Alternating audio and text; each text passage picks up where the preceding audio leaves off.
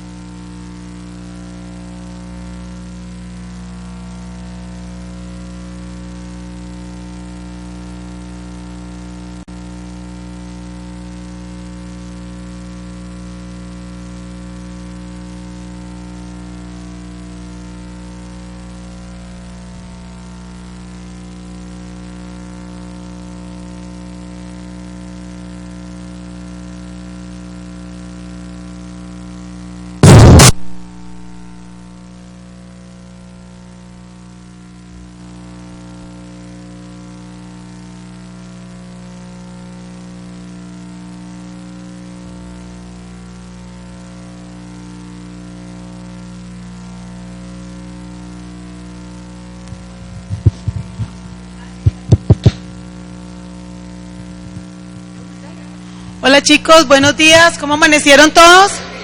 ¿Durmieron? Pero ese viernes como si no hubieran desayunado. ¿Cómo amanecieron? Ah, eso sí, con ganas, con fuerza. Ganas de aprender hoy muchas cositas más. Y terminar esos lindos y hermosos proyectos. Hoy vamos con toda, ¿no? Pero es con toda. Eso, y esta noche, muy pispos.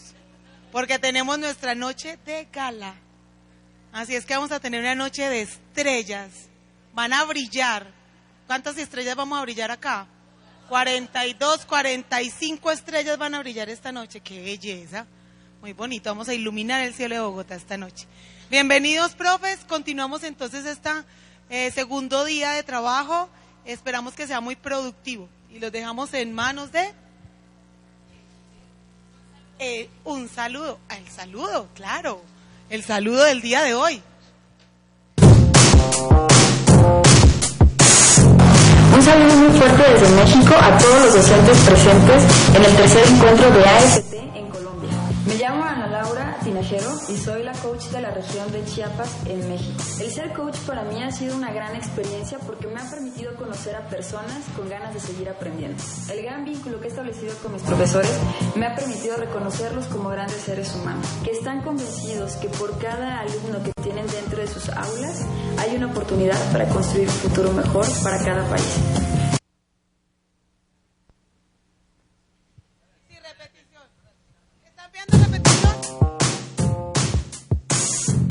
Un saludo muy fuerte desde México a todos los docentes presentes en el tercer encuentro de AFT en Colombia. Me llamo Ana Laura Tinajero y soy la coach de la región de Chiapas en México. El ser coach para mí ha sido una gran experiencia porque me ha permitido conocer a personas con ganas de seguir aprendiendo. El gran vínculo que he establecido con mis profesores me ha permitido reconocerlos como grandes seres humanos, que están convencidos que por cada alumno que tienen dentro de sus aulas hay una oportunidad para construir un futuro mejor para cada país. Su profesión docente y compromiso en el aula hace que este tipo de encuentros nacionales tenga un sentido útil en el fortalecimiento de la creatividad. Estas oportunidades de generar y compartir nuevas ideas son vitales en el aprendizaje social en escenarios educativos. Por eso los invitamos que en el siguiente trabajo a realizar dejen fluir sus capacidades como seres humanos y pedagogos y logren plasmar todo lo que se quieren llevar a sus colegios para compartir. Con mucho afecto desde México. Qué rico que nos saluden nuestros colegas internacionales. ¿No tiene sonido? Ok, ¿ahora sí? ¿Ya? ¿Me oyen? Bueno, ¿no? Hola, hola, hola. ¿Ahora sí? Bueno, listo, muy bien. Vamos a continuar entonces la jornada ahorita en la mañana.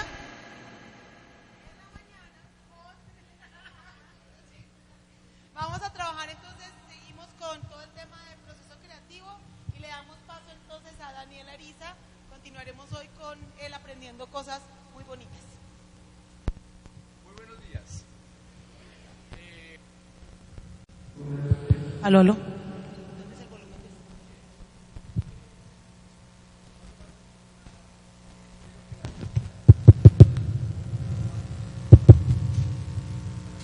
Aló, aló.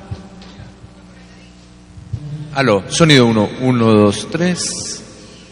Las mesas déjenlas ahí quieticas, tranquilos. Las mesas, solamente las sillas, solamente las sillas.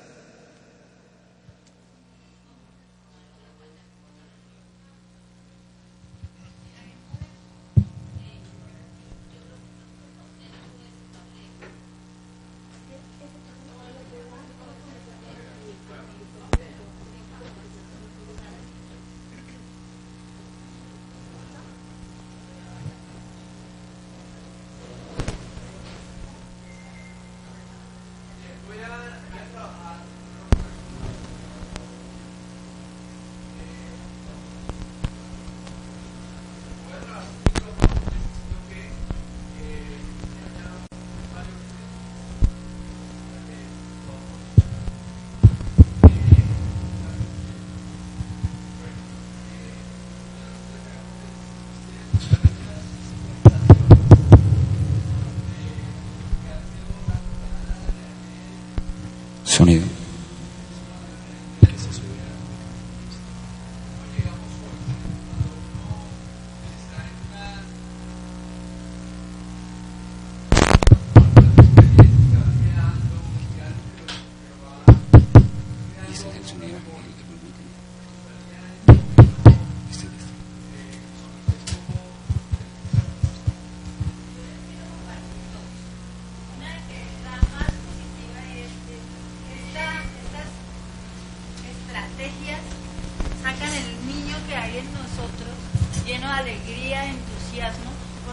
estrategias que nos invitan es como a jugar, es convertir ese momento de aprendizaje en una actividad lúdica, con mucha creatividad, con muchas posibilidades, con mucha alegría, en donde hay un equipo, todos generando muchas cosas, riéndonos, logrando acuerdos, cambiando, y cada quien está en esa, se le va el tiempo en segundos, pareciera que no le alcanzara. Entonces es muy alegre, es muy productivo, realmente es una metodología extraordinaria. La segunda sensación que quiero transmitir es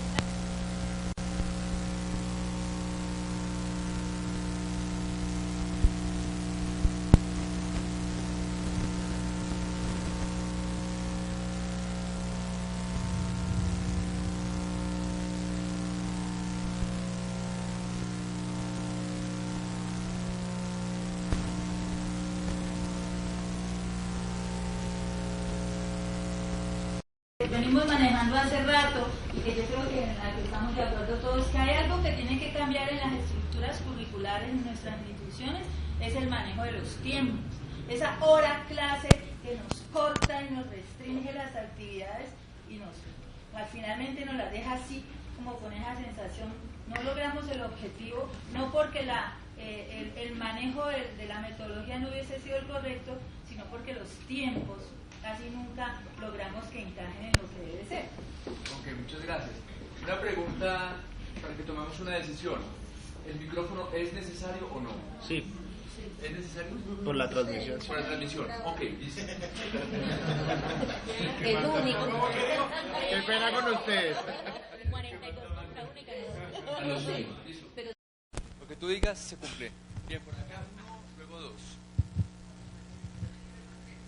Y luego tres, listo. Me ha impactado mucho el sacarnos constantemente de las zonas de confort. Desde la conferencia que usted dio, ha sido esa la constante, ya sea a través de las imágenes, de la expresión corporal, y la experiencia tan significativa con los muchachos de Montenegro, que no obstante estar en una situación bastante compleja por múltiples variables, ha logrado sacar lo mejor de sí, de seres humanos, que siguen siendo seres humanos.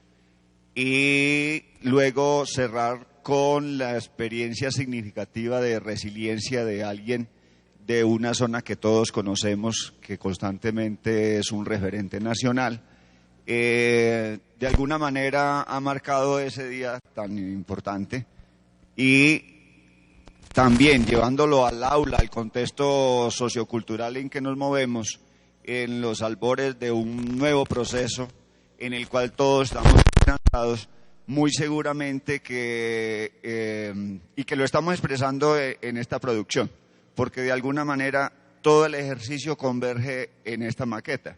Cada una de nuestras zonas de confort y lo que queremos de un nuevo país está expresado en lo que estamos produciendo, en los elementos multimedia, en el guión, etcétera, porque de alguna manera van a converger todas estas expectativas con las que vinimos acá.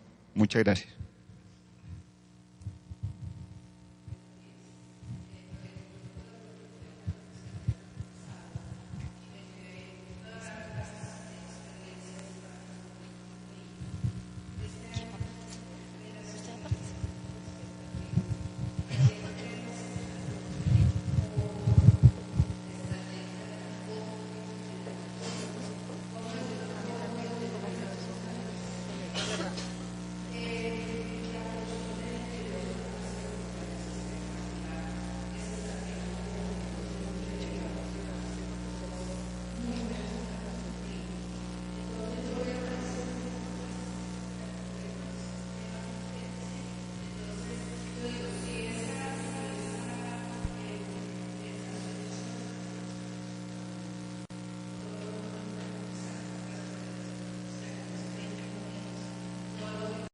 Porque cada vez piden más. Entonces, de verdad que hoy amanecí con muchas más expectativas que hacer. Ok, muy bien. 4. Bueno, muy buenos días. Para todos y todas. El día de ayer fue un día muy enriquecedor. Era como ir pasando de ese relato de esa imagen a un relato, a unas historias y llegar a un proyecto de vida de cada una de las personas. La última parte también de la resiliencia del señor Omar nos permite a nosotros o nos da más esperanzas con nuestros estudiantes de hacer otra serie de cosas que los van a llevar al mejoramiento personal. Y cómo tener también a estas personas para que le cuenten a ellos y a ellas que sí se puede, que querer es poder. Felicitarlo también porque me parece que ha llevado la metodología de una manera muy agradable y, como decían algunos compañeros, nos hace sentir otra vez estudiantes, otra vez desarrollar toda esa creatividad e innovación que está en cada uno de nosotros. Muchas gracias. Buenos días. Bien, sí, para que nos despertemos un poquito. Pienso que cada vez que uno participa de este tipo de espacios, sea con Telefónica o sea con otras instituciones que le aportan a todo este tema de la innovación en lo que a la educación se refiere, uno se ensancha, uno siente que el corazón se le vuelve más grande. ¿En qué sentido? En que tiene uno la posibilidad de reinventarse, yo hablaba ayer de eso, o de reescribirse frente a su labor como maestro. A veces nosotros nos quedamos encerraditos en esas cuatro paredes del aula o donde exacto, ejerzamos nuestra labor como maestros y se nos olvida que hay tantas cosas que podemos hacer con los muchachos y tantas cosas que podemos construir, deconstruir, bueno, ¿sí me entienden? Lo ideal sería que sigamos participando de este tipo de eventos, de actividades que nos van a permitir eso, como despertarnos, como decir, bueno, vamos a empezar a hacer cosas y que esto es solamente una posibilidad para poder, vuelvo y reitero, hacer muchísimas cosas frente a lo que como educadores tenemos. En el caso particular de Telefónica, pienso que siempre le meten mucho las ganas a esto. Yo le contaba a algunos compañeros que esta es la quinta vez que yo participo de un espacio de formación con Telefónica y cada vez se nota el esfuerzo y la intención de poder generar todo un proceso interesante, no solo con nosotros, sino con muchos maestros que han pasado por aquí. Yo creía que la cuenta ya va por ahí como 500 más o menos. Gente bueno, y hablo de los que presencialmente estamos en estos encuentros, más los que están en el país. Y hablando de la experiencia con todo el tema de Omar, pienso que es una experiencia de vida que nos marca a todos en cierta medida. Una vez se queja tanto de la vida y de situaciones que en lo particular tiene, pero uno ve toda esta situación de Omar y pasa lo del Señor, que bueno, si Omar pudo, ¿por qué no puedo hacer mi curso de inglés, cierto? Y él decía ayer hacía como la comparación a manera de caricatura. Es una motivación más para que los muchachos o nuestros estudiantes sientan que es posible poder superar otro tipo de dificultades que no implican tanto, pero que a veces nos complicamos mucho con ellas. Y también nos da la posibilidad a nosotros de entender que tenemos una labor importante, más allá de enseñar a sumar y a restar, también en tratar de direccionar un poco los proyectos de vida de los muchachos. Y cuando digo direccionar, no decirles que usted tiene que hacer esto, pero sí volvernos un motivo para ellos, un ejemplo del que tanto se habla, más allá del maestro ilustre que está allí, pero sí como desde la experiencia propia de mi labor como persona y como docente.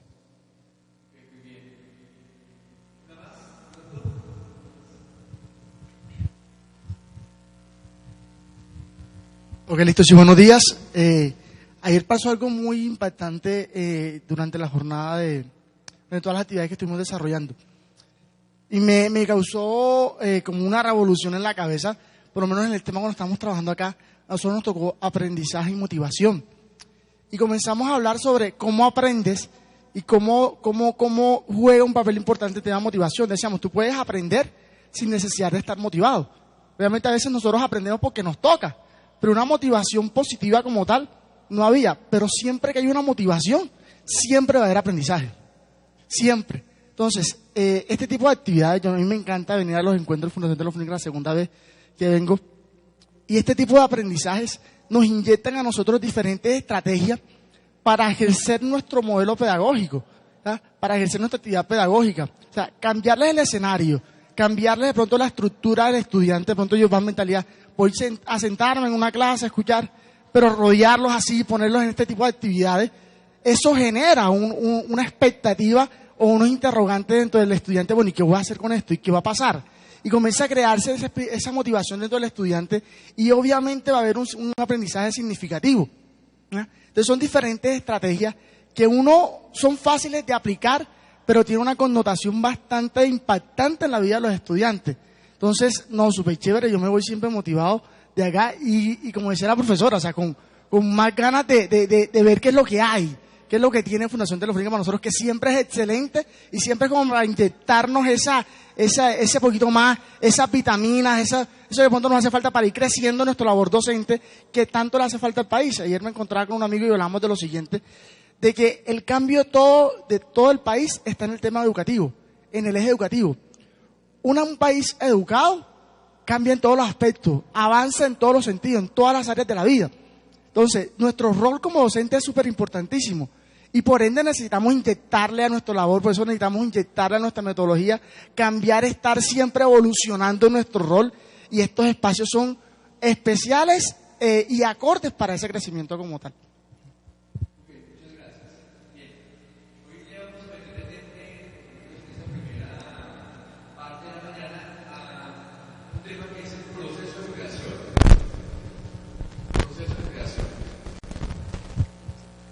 Ok, el proceso de creación. Y que está ligado, por supuesto, o podría estar ligado, por supuesto, a lo que ustedes están haciendo ahora con el video que tienen que producir a través de la fotografía. Bien, seguramente cuando a ustedes les propusieron hacer esta actividad del stop motion, ¿cierto? Muy seguramente encontraron alguna situación en su interior que les complicaba la vida, ¿sí? O sea, ¿cómo lo hago? La pregunta de la creación responde el cómo. O sea, quizás uno tiene muchas ideas, pero el cómo es lo más complejo. O sea, ¿cómo lo logro? Digamos que en términos generales existiría, en términos generales, una sola historia que se ha narrado siempre, que tradicionalmente son historias de amor. Tradicionalmente, digamos que uno va cogiendo todas las rutas desde la cinematografía, desde la narrativa escrita, etcétera, y son como historias de amor, van ligadas a historias de amor. O sea que habría una sola historia muy grande. Mircea Eliade habla del monomito, o sea que existiría solamente un mito fundacional que todos los demás van bebiendo de ese mito. Cuando se habla entonces de la creación, podríamos hablar de diferentes enfoques. Yo, como soy profesor, igual que ustedes, no me puedo aislar del tablero. A mí me encanta el tablero porque me permite, le decía ahora a Eugenia, que muchas veces uno nombra a un autor o algo así y uno lo escribe, porque a veces uno le nombra a un autor pero uno no sabe cómo se escribe. Y uno se va, dice, sí, algún autor dijo algo, ¿verdad? Bien, entonces voy a utilizar ahora el tablero, pero quiero arrancar formalmente con un haiku. ¿Alguien sabe qué es un haiku? ¿Quién nos puede contar qué es un haiku? Un poema corto, ¿cierto? Que es de origen japonés, ¿cierto? Se lo inventaron los japoneses. Atención a este haiku. Póngale mucha atención.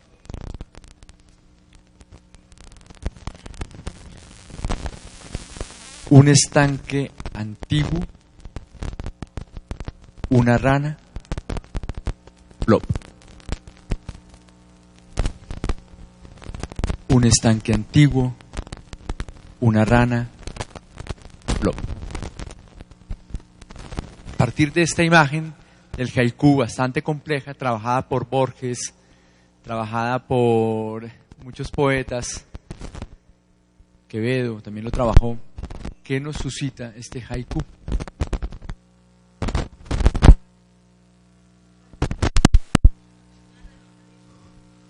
Una ranita divirtiéndose. ¿Cuántas ranas? Una rana aislada en un estanque. ¿Se derrumbó?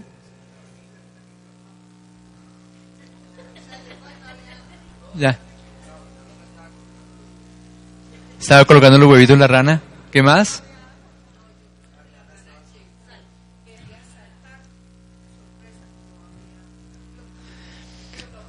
Plop, plop podría también traducirse como splash. Splash, ¿cierto? Splash. No plop como Condorito, plop, sino splash. ¿Cómo? ¿Cae una piedra al estanque? Ok, muy negativo. ¿Por qué? Saltó. Bien. Claro, uno dice, lo primero que uno se va es a la primera imagen que se ocurre. ¿Es correcto? O sea, la imagen. Pero quiero ahora que imaginemos qué significaría un estanque antiguo.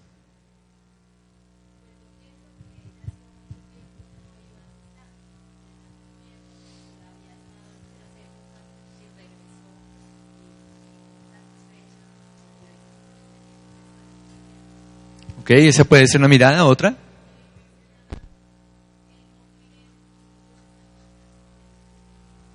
No querer conocer otros estanques.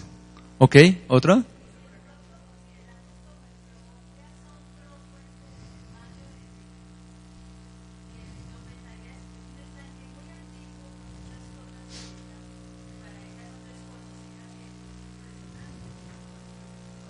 Ajá, ¿tú? Y encuentra otras ranitas. Un estanque antiguo donde ella regresa y ya encuentra otras semillas que eran de ella misma. Bien, fíjense que tiene tanta profundidad. Definitivamente los orientales, en este caso los japoneses, nos llevan años luz en esa profundidad, ¿cierto? Y en eso menos es más, ¿correcto? Fíjense que esa imagen del estanque antiguo significa, o sea, fíjense que no es un estanque, o sea, no es un pozo, es un estanque antiguo además. O sea, que nos da una dimensión temporal y nos ubica en una dimensión temporal automáticamente, nos pone en un tiempo determinado, que no es un tiempo que sea algo momentáneo, sino que es antiguo, o sea, ancestral. O sea que en ese espacio han sucedido muchas cosas, entre otras que muchas ranas quizás han caído. Segundo, fíjense que el estanque en relación con la rana tendría una dimensión también espacial, ¿verdad? O sea, primero sería la dimensión temporal respecto a lo antiguo, pero también una relación espacial entre la dimensión del estanque y la dimensión de la rana. En la traducción, digamos, un poco más literal, hablarían de ranita, o sea, de más pequeña que una rana. Pero lo estoy haciendo bajo la traducción que hace Borges de este haiku. La rana. Entonces, la rana como un ser vivo que ingresa a un espacio. Pero lo más significativo del haiku es el splash. ¿Por qué?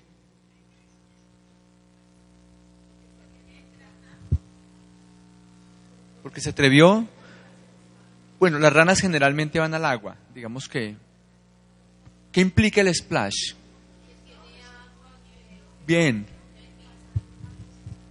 Bien, por ahí va la cosa. ¿Cierto? Un movimiento. ¿Perdón? ¿Cómo se lanza?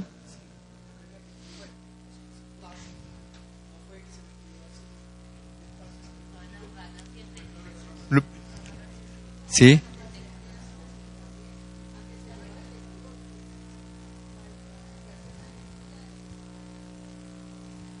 Bien, si yo asocio ese... perdón.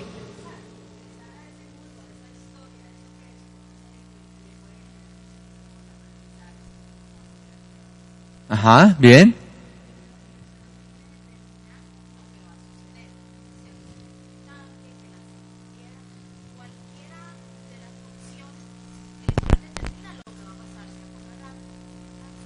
Ok, muy bien. La acción. Muy bien. Aquí decían la acción, el movimiento, pero ahora quiero que imaginen, perdón, el pasar de un espacio a otro, pero ahora quiero que lo asociemos con la catástrofe. ¿Por qué podría yo asociar este sentido con la catástrofe?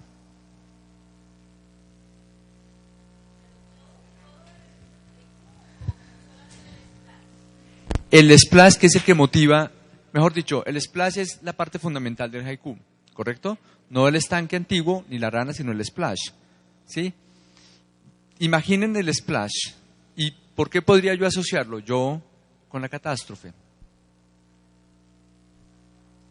Catástrofe como aquello que no es esperado y sucede.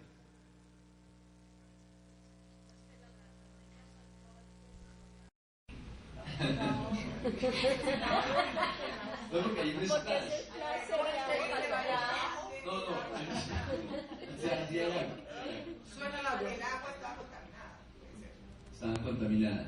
Para que ella viva bien tiene que estar contaminada, porque ese es el ambiente natural. Es posible que dentro del agua había algún depredador de la rana. Algún depredador, ok, muy bien.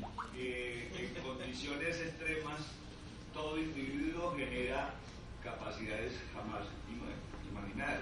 Entonces, siguiendo con el ejemplo de la rana, puede ser que el splash es esa capacidad que genera a través de una condición extrema, catastrófica, que le permite descubrirse a sí mismo. Muchos en la humanidad han sido capaces de demostrarse a sí mismos, entonces, por ejemplo, un Gandhi, un Nelson Mandela, etcétera, que han mostrado a todo el resto de la humanidad que es posible, no obstante de ser sometidos a situaciones extremas, producir. Okay. O también si mantenemos la idea de lo antiguo y la historia, que si es catastrófico es porque no soporta su pasado, es decir, conocer y identificar su pasado de alguna manera no es soportable para él, entonces por eso es catastrófico. Fíjense cómo la... A ver, te voy a escuchar. De pronto el caos puede ser en el momento que él cambia de ambiente, la ranita no estaba preparada, en un ambiente diferente y no estaba preparado para ese ambiente al que llegó. Ajá, bien. Teniendo en cuenta que toda acción genera una reacción, digamos que ahí el splash, desde mi punto de vista, es la consecuencia. O sea, lo que se genera después de que ella toma la decisión de lanzarse al estanque, todas las cosas que suceden y que de pronto la sorprenden, o de encontrarse cosas que no esperaba, o de pronto le suceden cosas que no tenía planeadas, porque uno en la vida toma decisiones que luego le generan, digamos, consecuencias que tiene que enfrentar y asumir. Bien, Nicolás, tú eres de Nicaragua, ¿cierto o no? ¿De qué? ¿De Nicaragua no? No, yo soy de Cartagena. Cartagena, Nicolás. Bien, Nicolás dice algo que me parece muy importante, y es que justamente habría como que está vinculado a lo que decía aquí el profesor y la profesora respecto a la acción. O sea, antes de la acción existiría una quietud. O sea, que el estanque antiguo implicaría necesariamente una sensación de espejo del agua cuando está totalmente quieto. Y al ingreso de la rana genera una transformación, ya lo han dicho algunos, ¿cierto? Un cambio de un estado a otro. Pero es un cambio, y quiero que ahora imaginen por un segundo que la rana, ¡pum!, cae al agua. ¿Qué vemos? ¿La qué? La onda. O múltiples ondas, ¿cierto?, que se van formando, ¿verdad? O sea, fíjense cómo una acción mínima, ¿verdad?, de una ranita cayendo al agua genera una expansión. ¿Por qué traigo este haiku y por qué me parece tan importante el haiku en este caso y por qué lo asocio con la catástrofe? La creación, de alguna manera, está vinculada al concepto de la catástrofe. ¿En qué sentido? Cuando yo voy a ver cualquier obra de creación, lo primero que yo estoy buscando es que haya una transformación, un cambio, algo que yo no haya visto antes. Yo voy en un estado, digamos, de alguna manera de quietud del pensamiento, pero la obra debe transformarme. Y en este caso estoy tomando la creación desde el punto de vista del arte. ¿Qué es lo que me ocupa? Podríamos hablar de otros tipos de creación, por ejemplo, la creación de la naturaleza, ¿verdad? La creación de la naturaleza también está vinculada al cambio, a la transformación. Si uno, hay un texto muy lindo de Mauro Torres que se llama El genio, y entonces él habla allí de cómo el intercambio de los cromosomas van permitiendo una nueva creación, que se replica, por supuesto. No tomo esa creación desde el punto de vista biológico, existiría otra creación desde el punto de vista religioso, teológico, ¿verdad? Y es que un ser divino ha logrado, ¿verdad?, producir un universo. Hay otras creaciones talmúdicas que implican todo lo contrario, son anteriores a las cristianas y hablan es justamente de que el Dios lo que hace es replegarse. En lugar de ocupar, ¿verdad?, de generar, lo que hace es irse y dejar el espacio libre justamente para la creación. Tampoco estoy hablando de esa creación, sino estoy hablando de la creación relacionada con el arte. ¿Y por qué con el arte? Porque lo que ustedes están tratando de hacer en este momento es una expresión artística, no una obra de arte. ¿Qué quiero decir con esto? Y es, para que sea arte, tendría que ser validada, porque eso es como lo que usualmente pasa, por un curador, y que tendría que tener un impacto, digamos, universal. Y no estamos buscando eso. Pero sí estamos buscando una expresión artística, creativa, ¿verdad?, que permita de alguna manera hacer una transformación. Quiero que piensen entonces en el concepto de la catástrofe y cómo poder generar con sus... ¿Ya tomaron las fotos? ¿Ya han tomado fotos? Faltan algunas fotos, ¿cierto? Cómo poder, en el momento de la edición, François Truffaut, director francés, decía, se filma contra el guión, se edita contra la grabación o contra la filmación. Habría 3 momentos, ¿verdad? Un primer momento que es el guión. Ustedes ya lo construyeron, ¿es correcto? Si no tienen el guión, vamos por una ruta que los va a alejar bastante de lo que va a suceder al final. Después del guión vendría la filmación, en este momento la grabación, ¿verdad? Vamos a ponerlo con AF para distinguirlo. Ustedes saben que en el cine es fotografía. O sea, no es... ahora el cine moderno utiliza algunas técnicas del video, pero igual son fotogramas. ¿Alguien ayer Lucho creo que habló de los fotogramas? ¿Qué es un fotograma? Señor. Una imagen quieta, de un segundo, ¿verdad? En el cine la imagen es de 24 fotogramas por segundo. O sea, cada segundo son 24 fotos de las que ustedes están haciendo. Eso es cine. O sea, ustedes están produciendo cine. Solamente que es un cine bastante rudimentario, pero es cine. Entonces, luego van a entrar a otro proceso que se llama la edición. Yo no sé si ustedes están viendo lo que estoy escribiendo o no. Es que este cosito no funciona. ¿El rojo? ¿Ya lo tenemos probado? Listo. Bien. Sería. Se graba, se hace el guión, se filma y se edita. Ustedes ya hicieron básicamente estas 2 primeras partes. François Truffaut diría, falta el 80% del trabajo. ¿Ya? ¿Por qué dice François Truffaut eso? Porque la edición es donde yo específicamente organizo todo. Y podría, eventualmente, si yo tengo los fotogramas acá, ¿verdad? Yo tengo un fotograma acá, otro fotograma acá, otro fotograma acá. Yo podría perfectamente jugar con esto y decir, esta fue la primera toma, esta es la segunda, esta es la tercera, y perfectamente podría ser todo lo contrario. Podría poner esta como la primera, esta como la segunda y esta como la tercera. Eso quiere decir que la imagen se iría al revés, se iría al contrario. Eso sería una imagen catastrófica para el espectador. Es decir, lo que no está esperando el espectador es eso lo que impacta durante la creación. Es eso lo que mueve el proceso creativo, no otra cosa. Porque cuando se habla de la creación, se está hablando de 2 tipos de creación. Perdón, 2 momentos de creación. la que ustedes hacen, las que ustedes producen, pero el espectador también hace una creación. ¿Cuándo ve? O sea, cuando yo estoy viendo, no solamente hago una interpretación de lo que estoy viendo, o sea, no solamente es una hermenéutica de la obra, sino que también soy un productor yo, y fíjense que lo acabo de demostrar con el haiku. Lo que acabamos de hacer con el haiku es que yo propongo una imagen, ¿verdad? Un haiku, un poema de Basho.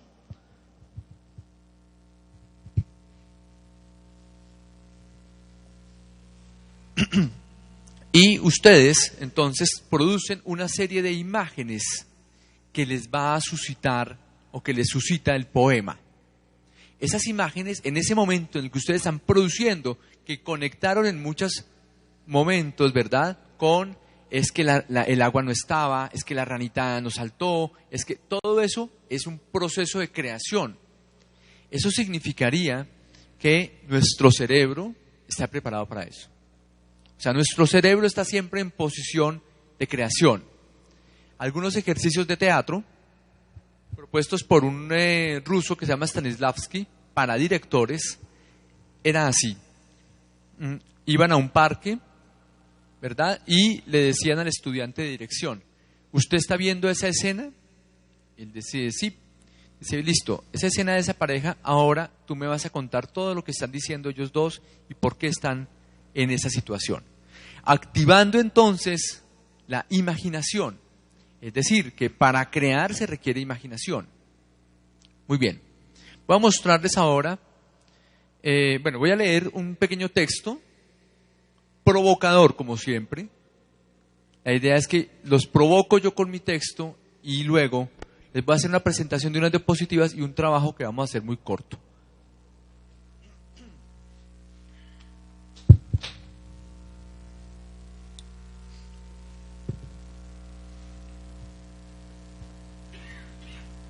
La creación ha sido tema de estudio de importantes filósofos, psicólogos, biólogos, pero muy pocos artistas. Atención a esto, muy pocos artistas. Toda vez que la preocupación de estos últimos se ha enfocado más en la producción que en la reflexión de la obra. Es decir, el artista no se preocupa por cómo se hace. Cómo se hace dentro de la creación, porque él lo hace. Pero si uno pregunta a muchos artistas qué fue lo que pasó, no saben responder. ¿Por qué lo hizo? No sé. De pronto me gustó así. A Woody Allen, en una película que se llama Hannah y sus hermanas, hay una escena en la cual están todos los personajes con gafas, ¿verdad? Toda la escena es personas con gafas y unos paraguas. Y le preguntan a Woody Allen, ¿por qué lo hace así? Dijo, no sé, me pareció chévere, me pareció bonito. Y uno, por eso la hermenéutica es tan compleja, porque uno se puede desgastar 3 horas escribiendo una interpretación psicoanalítica sobre las gafas y es que es el poder de la imagen y no sé qué, y él lo hace simplemente porque le llamó la atención hacerlo. Entonces la reflexión no es tanto del artista. Escuchen lo que dice Edgar Allan Poe. Yo mismo he pensado muchas veces cuán interesante sería encontrar el artículo de un autor que fuera capaz de ello, que nos describiera con todos los detalles cómo una de sus creaciones alcanzó paso a paso el estado definitivo de la perfección. Muy a pesar mío, no soy capaz de decir porque jamás ha sido entregado al mundo semejante informe. Es decir, nunca un artista podría develar a profundidad lo que ha creado. Si yo en este momento les pregunto, venga, ¿por qué? ¿Quién es el dueño de esta maqueta? El grupo dueño, aquí están, listo, muy bien. Si yo digo, ¿por qué esta disposición espacial? Una respuesta probable sería, no, miren, lo que pasa es que las ciudades generalmente son así. Hay un lugar de la escuela, hay un lugar de esto, pero podría ser que efectivamente yo dijera que en la condición de este papel, o que este papelillo que está aquí, representa que el prado está muriendo. ¿Cierto? O sea, no hay prado, no hay vida, es un papel muerto. Ellos dirían, chévere, sí, pues lo que pasa es que lo que tenía, la cajita tenía esa cuestión y ya, pare de contar, no tenía más papel. Sí, no iba a traer pasto ahorita para ponerle a la escena, ¿cierto? Ya, y uno se desgastaría hermenéuticamente haciendo una evaluación sobre la vida del pasto, pero efectivamente no. Es decir, el problema del artista no será nunca explicarlo todo, y no tendría por qué explicarlo todo. La filósofa Ana María Rabe se refiere a la creación de una obra de arte como un viaje y al artista como viajero. Esa analogía me parece absolutamente hermosa. Ella se llama Ana María Rabe, filósofa española, y dice que la obra de arte, que la creación es un viaje, y quien la crea, un viajero. Esa imagen es hermosa porque efectivamente lo que ustedes han hecho el día de ayer es un viaje. Y fíjense que el viaje efectivamente culminaría con la edición, pero no necesariamente. ¿Por qué digo eso? Ibas a decir otra cosa, dale.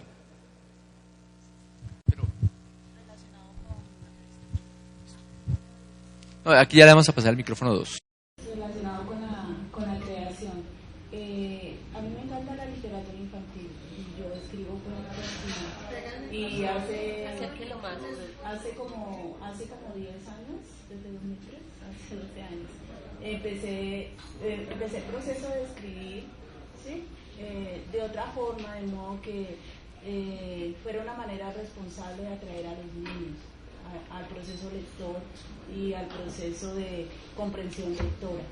Entonces, dentro de la creación, que hace parte del proceso de la creación, hay una variable muy importante que es la pragmática, ¿no? En la creación. Dentro de ese proceso de investigación que realizamos, pues uno se va dando cuenta que, o sea, no se realizaba literatura infantil como tal. Se escribían historias para adultos y se iban asumiendo para los niños. Al escribir para niños hay una gran responsabilidad. Entonces ahí es donde juega la ética y la estética en el proceso de creación. O sea, tener mucho cuidado con qué palabras, cómo se va a escribir, el mensaje que se le va a enviar a los niños, y más en esa parte de la animación, ¿sí?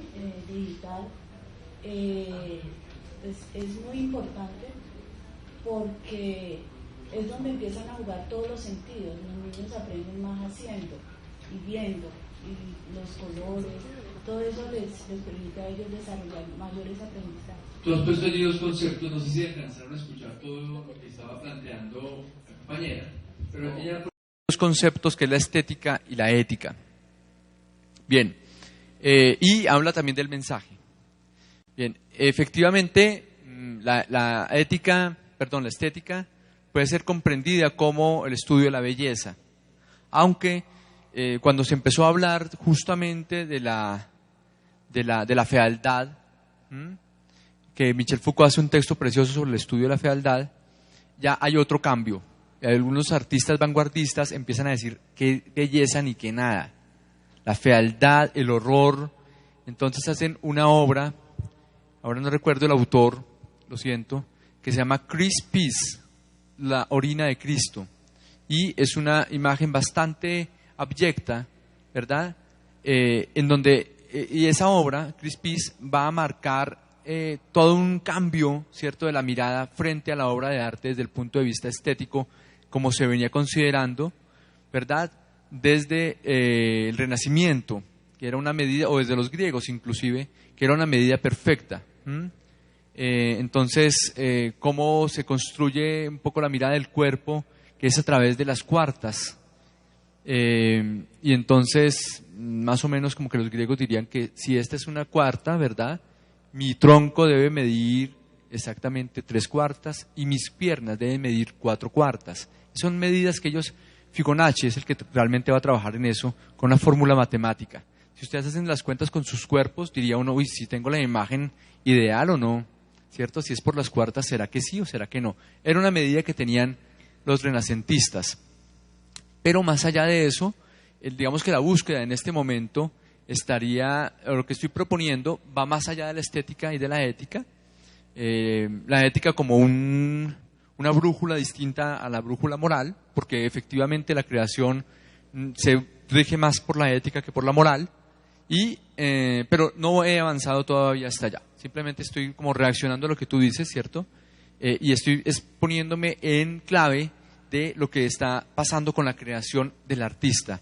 En este caso, yo quiero considerarlos a todos ustedes hoy y desde ayer como artistas, como creadores. Más que como artistas, como creadores. Y es allí en esa clave que estoy hablando. Bien, sigo. Este viaje plantea diferentes recorridos. No hay un mapa preciso que le haga pensar la ruta que debe seguir, ya que en sí mismo se instaura el artista como un caminante que conoce diferentes vías. Esa canción, Caminante no hay camino, se hace camino al andar. ¿Saben quién la escribió? ¿Alguien recuerda quién escribió? La canta Serrat. Es un poema de Miguel Hernández. Casi que todas las canciones de Serrat las escribe Miguel Hernández, un poeta español bastante interesante. Pero Caminante no hay camino, se hace camino al andar, sería un poco la analogía que está tratando de trabajar Ana María Rabe y que estoy proponiendo yo aquí también, ¿cierto? O sea, en ese caminar, digamos que también Michel de Certeau habla de esa espacialidad y cómo se organizan los andares. Cómo se organizan los andares. Y yo creo que esta construcción que hacemos acá es organizar ese andar. Ese caminante no hay camino. Yo no tengo quizás cuando yo planteé, estoy hablando en términos del stop motion, cuando yo planteé el guión, cuando yo lo planteo, quizás no tendría muchas ideas allí. Y como tengo que producirlo, muchas cosas del guión cambiaron. ¿Verdad? O sea, y muchas cosas van a cambiar en la edición. Tanto es así, y muy probablemente va a suceder, espero que les suceda más bien, que durante la edición tengan que volver a fotografiar. Porque no van a encontrar quizás todas las imágenes que a ustedes les sirva para narrar. ¿Eso qué quiere decir? Que no hay una ruta en la creación, que yo no puedo definir 1, 2, 3, que yo no puedo definir el final, ¿verdad? No lo puedo definir. Es en la misma creación. Es más, les voy a decir algo que va a suceder dentro de pocos minutos. Cuando empiecen a musicalizar, que es una etapa distinta a la edición, se van a encontrar que las imágenes que han construido toman otra matiz, toman otra orientación totalmente distinta. Porque en el cine la música es la clave. Ustedes imaginen una escena de terror sin música. ¿Han hecho esa prueba? ¿No? Vean una película de terror en su casa y quítenle todo el volumen. No pasa nada. Es más, dejen solamente los textos que están pasando y traten de obviar la música. No pasa nada. Es la música la que da fuerza. Entonces, muchas pilas en su edición ahora, porque va a ser la música la que va a guiar el ritmo de la escena. Eso se va a llamar el tempo. El tempo es diferente al tiempo. El tiempo real, ¿de cuánto lo van a hacer? ¿De 1 minuto? ¿El stop motion de 1 minuto? 10 segundos, no. ¿Cuánto dijimos, Lucho? Ok. ¿Cuánto? 1 minuto. 1 minuto es más o menos, para que ustedes hagan los cálculos cinematográficos, 1 minuto, 2 horas. ¿Por qué? Porque 1 minuto, 2 horas. 1 hora editando y 1 hora musicalizando. ¿Pero por qué? La música, en el espectro, digamos, de la creación, en ese viaje que está proponiendo Ana María Rabe, puede tener muchas dificultades. Por eso François Truffaut decía que era el 80% del producto. O sea, no han avanzado realmente casi nada. Entonces, ojo, porque musicalizar va a dar el tempo diferente al tiempo. El tiempo es 1 minuto, es el tiempo real. Pero el tempo es lo que va a caracterizar la filmación. Es ese tiempo interno que tiene esa grabación. Esa narración que ustedes quieren contar. Muy bien. Avanzo. Viaje y viajero. Viaje como la obra, viajero como el creador, son una interesante visión de la obra y el artista, ya que permite que nos alejemos de la precisión, en donde la intuición o el azar cobran sentido. Ojo a esto. Nosotros estamos acostumbrados a hacer todo de manera precisa. Todo tiene que quedar perfecto. Pero hay algo, estuve hace 15 días aquí en Bogotá con un trabajo con el Instituto Goethe y Mapa Teatro. Los que son de Bogotá tal vez conocen la agrupación Mapa Teatro. Y estuvimos con un filósofo que se llama Peter Paul Pelbar, del Brasil. Y su conferencia, su trabajo fue sobre las líneas de errancia. Líneas de errancia como el error. Y estamos demasiado acostumbrados a lo preciso, a que todo quede perfecto, pero no a equivocarnos. Nos da un gran temor equivocarnos. Nos asusta equivocarnos. Y más en estos contextos donde hay colegas. Dirán, uy, ¿qué dirá el colega? Que yo soy un bruto acá, no, que yo soy un torpe, no. Y entonces si uno dice, vamos a hacer la maqueta, no, es que yo con mis manos soy muy torpe, yo la verdad, pues, soy más, no, yo como, o me quedo replegadito como a un lado, como mirando, ay, sí, muy bonito, muy chévere, pero no soy capaz de meter porque me da temor hablar de lo mío, de mis ideas, de lo que me está pasando a mí. Es que yo también soy un ser creador, soy un ser creado y creador. Entonces, ¿cómo puedo yo impactar? Bajándole un poco a la idea de la precisión, a la idea de tener todo asegurado. Ayer les confesaba que a mí no me gustan los ensayos en teatro. Esto para la comunidad teatral, lo que yo digo es como una defecio. ¿Cómo así? Que el ensayo, que es la precisión. Sí, pero es que a mí me parece que el teatro debe ser mucho más humano. Ese error que sucede en la escena, lo que sucede, el enfrentar al actor a la relación con el espectador, me parece que es más rica que cuando todo sale absolutamente perfecto. Muy bien.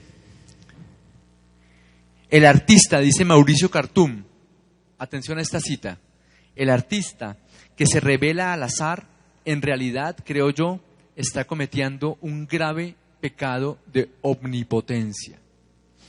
El azar, lo que no encuentro, lo que yo no sé qué va a suceder. Es más, va a pasar inclusive que ustedes unen una escena con la otra, una imagen con la otra y bingo. Queda súper chévere, pero nunca lo pensaron. ¿Pero por qué sucedió eso? Porque la unieron por error. O sea, como que unieron, se supone que ustedes iban a unir 1 con 3 y unieron fue 1 con 2 y ustedes dicen, uy, tan chévere. O en los tiempos de edición, ¿verdad? Como tienen que cortar la imagen, tienen que darle un ritmo. Y ustedes dicen, oiga, qué interesante cómo empezó a fluir esto tan lento o tan rápido, o cómo entró la música de chévere. O sea, cuando justamente el muñequito hizo así, sonó ¡pum! Yo, ¡oh, qué chévere! Buenísimo, queda. ¿Pero lo tenía planeado? Pues no lo puedo planear de antemano, no lo puedo planear. Es el azar. No somos omnipotentes, como dice Mauricio Cartum. Bien, pero ¿de dónde parte esa creación?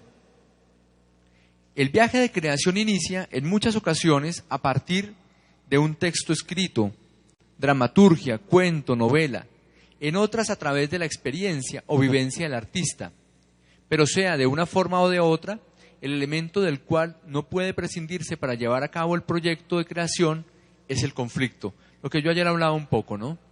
El conflicto es aquel elemento del cual no puede prescindirse, es la fuerza que lleva la creación, es el conflicto. No sé cómo les esté yendo con el conflicto, pero no de la construcción del estómago, sino de la historia que van a contar. No sé si ya lo encontraron o no lo han encontrado. Si no lo han encontrado, tendríamos algunas dificultades ya en la presentación. Hay una situación acá, ¿cierto? Y es como aquello que existirían como 2 niveles de conflicto. Un conflicto que iría muy acorde con algo que tú estabas tratando de plantear ahora, ¿cierto? Y es ese juego ético o lo que me mueve a mí como ser humano. La crisis, digamos, de alguna manera, la catástrofe social, la crisis social, y eso es lo que me mueve a mí. O sea, a mí no me puede mover otra cosa en la creación que no sea eso. Algo que yo tenga que denunciar, a lo que yo tenga que resistirme, lo que me incomode, lo que me afecte, en palabras, como un concepto general, ese de la afectación. ¿Qué me afecta a mí? ¿Me afecta la educación? ¿Me afecta la relación de la educación con las TICs? ¿Me afecta, qué otro tema había? ¿Me afecta la relación con los padres en la educación? O sea, aquí se los dimos, aquí les dijimos, mire, estas frases son, pero en realidad en la creación, y si lo van a hacer con sus muchachos, lo más interesante sería que ellos partan de su nivel de afectación, lo que a ellos los mueve. Ayer nombré a Augusto Boal, lo voy a voy a escribir acá. Cuando hablé del sistema trágico coercitivo de los griegos, Boal. Boal escribe un texto que se llama La poética del oprimido, como una oposición justamente al sistema trágico coercitivo de la estética aristotélica, de la poética aristotélica. Y hacen un proyecto bellísimo en el Perú que se llama Al Fin. Era un proyecto de alfabetización con comunidades deprimidas del Perú. Y entonces lo que hacen es que querían hacerlo a través de la fotografía. Y le entregan a cada chico una cámara fotográfica. Cada chico le entregan la cámara fotográfica y la pregunta que motiva la tomada de la foto es: cuenten quién es usted a través de una imagen. ¿Quién es usted a través de una imagen y tiene su cámara fotográfica? Bien, entonces algunas fotografías, ¿cierto?, eran de la familia y tal. Y un chico, que es todo lo que motiva todo un discurso de Boal, y que en este momento es muy clave para ustedes como docentes, lleva la fotografía de una pared y allí una puntilla. Entonces, claro, a Boal queda un poco sorprendido con la fotografía y con su equipo, y le preguntan, venga, pero ¿y esa pared con la puntilla qué? Dice, mire, lo que pasa es que yo vivo con mi abuelo es embolador de zapatos. Entonces, yo todos los días me tengo que levantar y mirar si los zapatos de mi abuelo están ahí o no están. Si están los zapatos, me toca ir a embolar a mí. Pero si no están, puedo dormir más. Y esa es su vida. O sea, su vida estaba vinculada al trabajo. Entonces, fíjense, un poquito retomando lo de ayer, el poder de la imagen. Yo propondría entonces, ¿cierto?, que dentro de este manejo de la crisis, del trabajo que uno puede hacer con los jóvenes, es cuál es su historia, cómo se cuenta usted, quién es usted, cómo ve usted la vida a través de una imagen, qué sucedería. Y si le ponemos a través de 3 imágenes, ¿qué sucedería? Ya hay una historia, ¿no? O sea, 3 imágenes ya compondrían una historia. Aunque la fotografía en sí misma, como lo define José Luis Pardo, es un pequeño cortometraje. Es un cortometraje, un pequeño cortometraje, no, es un cortometraje. Hay contenida ya una historia, como ayer traté de evidenciarlo. Muy bien, quisiera ahora pasar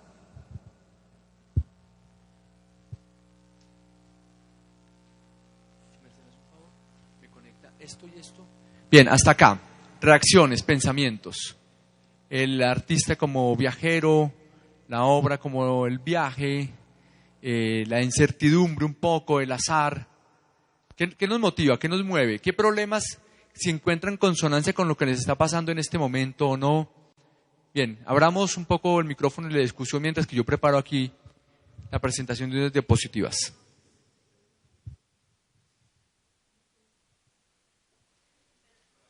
Sí, démosles tiempo. Van bajando las ideas. Existe la posibilidad de que yo crea, ¿cierto? Yo soy el creador. Pero quien me hace creador son todos aquellos que observan lo que yo he hecho. Son los que observan, son los que me pueden llevar arriba, me pueden llevar abajo. Yo lo creo, ellos son los que van a pensar. Eso es lo que siento en este momento. Genial, porque es que fíjate que yo creo, a ver, un poco el mensaje del que tú hablabas. El concepto del mensaje me preocupa un poco, porque a veces uno cree que va a dar un mensaje y lo que está dando es otra cosa. Y lo que el público ve es otra cosa distinta y uno dice, ¡ah! ¡Jue madre! ¿Yo qué hice acá? ¿Qué pasó aquí conmigo? ¿Cierto? O sea, ¿en qué momento yo pensé que iba en esta dirección? Por eso es mejor, o sea, ya hablando en términos ya de la obra de arte, se supone que no habría un mensaje, sino que sería pluridimensional, digamos, lo plural, lo múltiple, o sea que el público podría pensar que es A, B, C, D, E, F, así es como me gusta trabajar a mí, por ejemplo, donde el público sale pensando muchas cosas. Bien, por acá.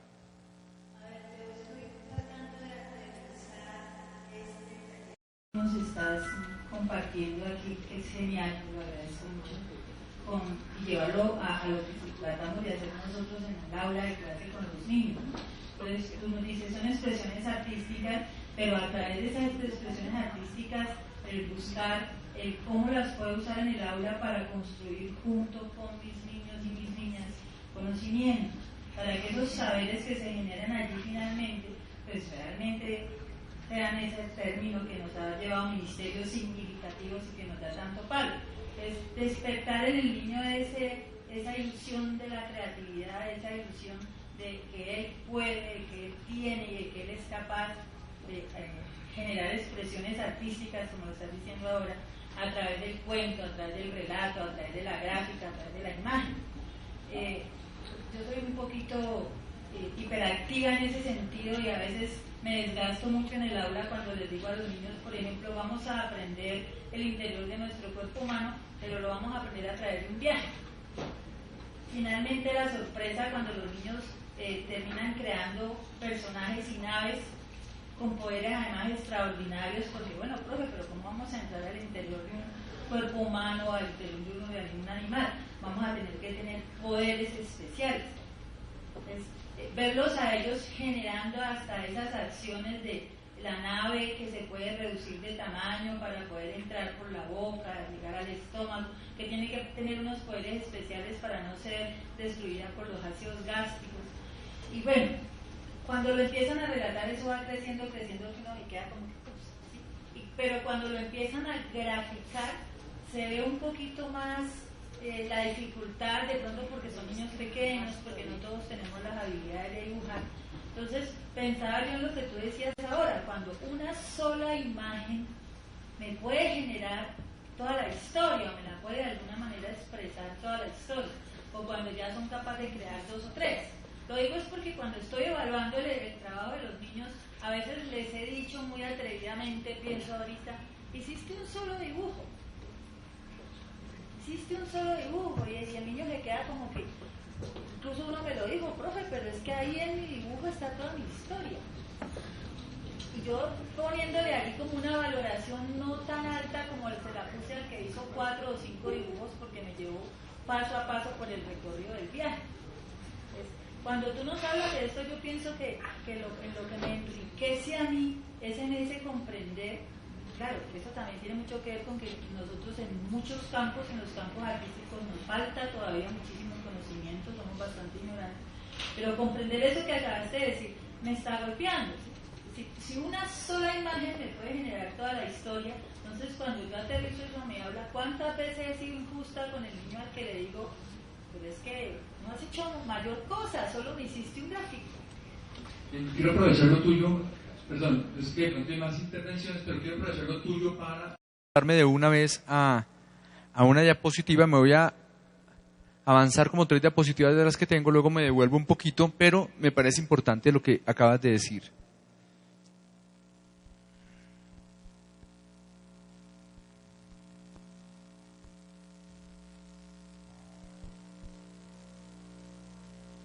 Bien. ¿Acaso no es eso una sola imagen?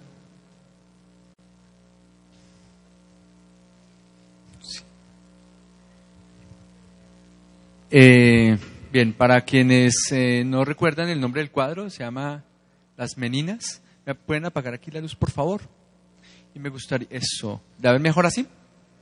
Ok. Bien, Las Meninas de un pintor español, Velázquez, del Renacimiento. Quisiera que desde donde están, traté de hacer la imagen... una buena resolución de imagen, ¿sí? Y me gustaría que alguien se atreviera a decir qué ve. ¿Qué ve? Voy a irme para aquí hasta atrás a ver si se alcanza a... Más o menos. Miren, pónganle cuidado. Este cuadro, yo soy aficionado por este cuadro, pero una afición, les voy a contar una pequeña anécdota de este cuadro. El año pasado estuve en España haciendo una cuestión de investigación y entré al Museo del Prado el día que a las 5:30 de la tarde que es entrada gratuita porque no me quería ver el museo, sino me entré a ver ese cuadro media hora. Me quedé media hora mirando este cuadro, ¿sí? Y las dimensiones son mucho más alto que este salón y de ancho tal vez como de aquí hasta allá. Es un monumental, es un cuadro gigantesco, gigantesco que está en una de las primeras salas del Museo del Prado. Bien, este cuadro es supremamente interesante e importante. Si alguien quiere acercarse al cuadro, puede hacerlo. La verdad, yo hubiera querido que no hubiera tantas mesas y tantas cosas para que todo el mundo se acercara al cuadro. Pero quien quiera acercarse en este momento, va a hacer un ejercicio frente al cuadro. Acérquese al cuadro. Los que no lo pueden ver bien, los que lo pueden ver bien desde ahí, chévere. Pero los que no, si atrás no lo están viendo bien, acérquense, no le tengan miedo a acercarse. Yo los invito a que se acerquen y vean el cuadro más de cerca. Mejor dicho, a los que se acerquen les voy a hacer una explicación sin micrófono del cuadro.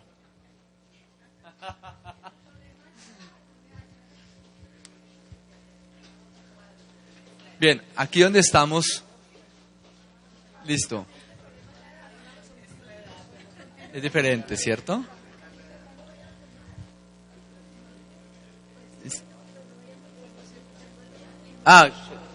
Perdón. Oh, no. Ay, no, espere. Ya. Está más grandecito ahí. Listo, bien.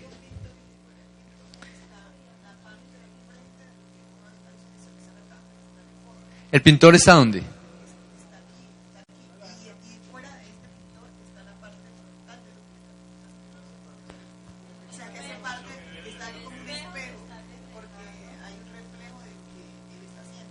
Como un espejo, ¿no?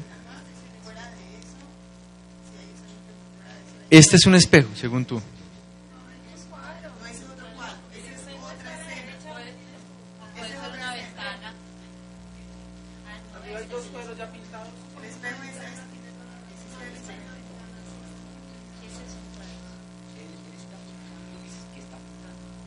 Él está pintando, ¿qué está pintando? Es un cuadro enigmático, ¿cierto? Está pintando. ¿A quién está mirando? Él es un autorretrato, ¿no? Velázquez. ¿A quién mira? ¿A qué? Sí, bingo. Nos está mirando a nosotros. Es un cuadro que nos mira. Miren la maravilla de cuadro que tenemos acá. Es un cuadro que nos está mirando a nosotros. Sí, señor.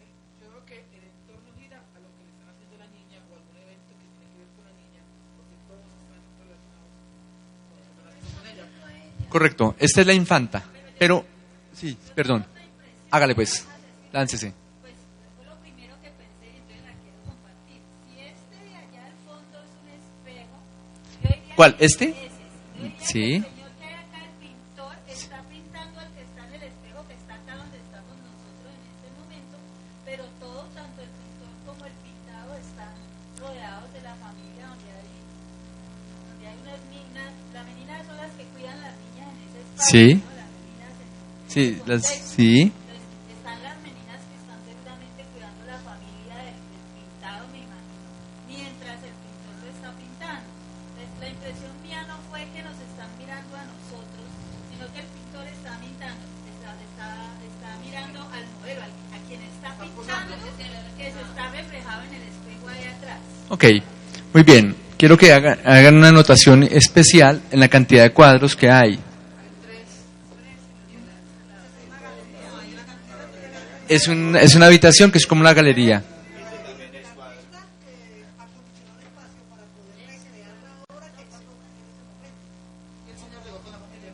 El señor llegó con la familia. Sí, señor.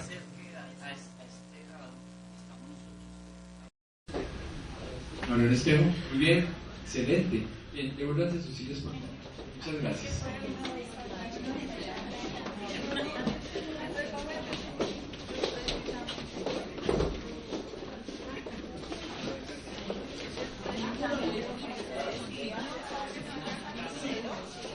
¿Quién me prendió la luz?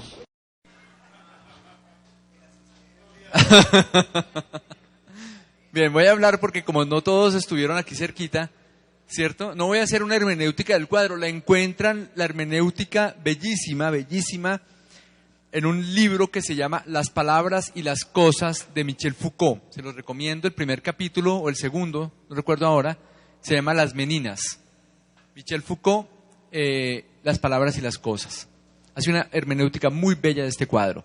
Muy bien, aquí se estaba diciendo hace un minuto, ¿verdad?, cómo esto es realmente un espejo, ¿cierto?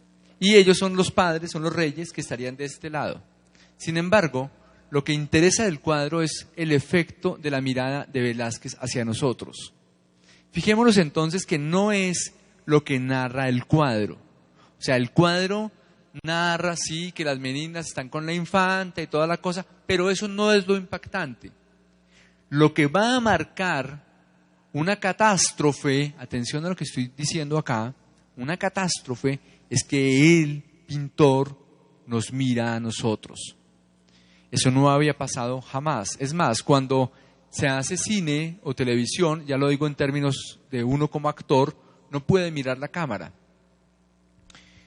Cuando uno mira la cámara, ¿verdad?, se identifica como un error y deben hacer un corte. Y uno a veces no puede evitar mirar la cámara. Yo hice entre el año 96, el año 95 y 2000, hice varias novelas, La Viuda de Blanco, Paquita Gallego, todo eso. Y cuando sucede esto frente a la cámara, automáticamente lo cortan a uno y uno puede estar en la emoción más dura, más fuerte allí, actuando, y de pronto corten. ¿Qué pasó? Miraste la cámara. ¿Sí? Muy bien. Bien, entonces, lo interesante del cuadro es que deja un enigma, es enigmático, porque es el pintor quien nos mira, es este otro personaje también enigmático que a quién está mirando. ¿Nos mira a nosotros también? ¿Mira a los reyes? ¿Por qué en esa actitud de salida? Y podríamos hablar de otra cosa que ayer le decía yo a Eugenia, porque Eugenia me decía que si dejaba apagado acá y prendía allá. Yo le dije a ella, mire, si usted deja prendido allá, eso da profundidad de campo. Muy bien, la única manera de entender espacialmente el cuadro es por esta iluminación que tiene esto acá. Eso es lo que le da profundidad. Ese fue el estudio de los renacentistas. O sea, a ellos les preocupaba la perspectiva, la profundidad de campo. Muy bien. Pero entonces el cuadro era más bien para decir un poco, profe, ¿cierto? Cuando pides a tus estudiantes una imagen, ya, es una imagen, es eso, un solo cuadro. Y nos ha dado para hablar toda la historia del arte, para hablar de un solo cuadro, ¿verdad? Cuando les pedimos acá 3 imágenes, pues miren, la potencia que tendría una sola, ¿ya? O sea, condensar. Miremos otra, ¿cierto? ¿Sí? ¿Sí, señora?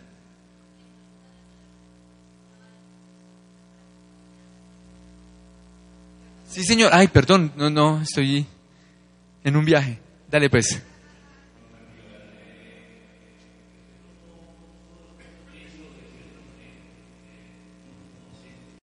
Tiene que ser esos 3 pasos que se está diciendo ahí, solamente que los llamamos de forma diferente. Por ejemplo, grabación, ¿cierto? Esto, pues, el guión como tal es la planeación que nosotros hacemos, ¿cierto? La planeación que todos los días hacemos. La filmación es como la ejecución de lo que nosotros estamos haciendo, y la edición es cuando nosotros mejoramos lo que hicimos, ¿cierto? Siempre es como esos 3 aspectos. Entonces, es como tú dices, en el camino nosotros planeamos una cosa, pero casi nunca se realiza lo que planeamos. Siempre en el transcurso de lo que se hace, siempre hay modificaciones. Y como tú dices, uno ensaya y ensaya que le vaya a salir bien la clase, pero no le sale como debe de ser, porque llegó el niño que tú dices y te cambió la vida porque te dijo otra historia, ¿cierto? Entonces, ese caminar, yo lo tomo más por ese lado, que solamente tomar una imagen y ponerla en clase y ya. No, simplemente es que todo lo que están explicando nos tiene para nuestro quehacer pedagógico algo muy importante, y es que tenemos que ser innovadores, ser, como usted dice, cuando estamos dando una clase, siendo espontáneos, ¿cierto? Tomar la situación en el momento y saber cómo defendernos sin necesidad de haber ensayado antes. Muy lindo lo que dices. Has recogido muy bien muchos elementos, muchas gracias, que son muy interesantes. Que propongo la actividad y me llega el estudiante que solamente presenta una imagen, yo pedí 3. Ok, nada. Y además llega el otro que presenta la imagen con la puntilla. Y uno dice, pero venga, pero no cumplieron la tarea. La tarea era, ¿y qué tal que tengamos allí un chico que esté pensando distinto? ¿Por qué no nos abrimos, que lo que tú dices, ¿cierto? ¿Por qué no nos abrimos mucho más a esas posibilidades? Porque justamente, y fíjense que son esos casos los que nos hacen pensar, no los que presentan la tarea bien, ¿cierto? Son esos casitos que uno dice, venga, pero ¿por qué? Y son los que, miren, esta imagen genera toda una historia, toda una serie de discursos en la historia del arte. Es la imagen de la puntilla y genera un capítulo de un libro. O sea, es eso y no una gran cantidad de cosas. Miremos esta otra imagen, ¿cierto?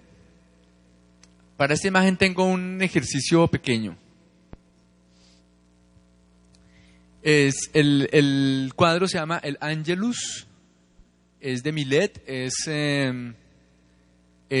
impresionismo, y el impresionismo se define porque el autor lo que hace son pequeñas pinceladitas, ¿cierto? Y va construyendo, y la idea de los impresionistas era la captura de la luz, o sea, ¿en dónde está la luz? Fíjense cómo he hablado todos estos días de la luz, ¿no? O sea, la luz es supremamente importante en todas las expresiones del arte.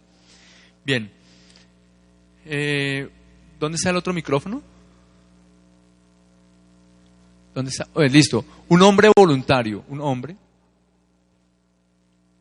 voluntario. Un voluntario. Ahora, una mujer voluntaria. Una mujer voluntaria.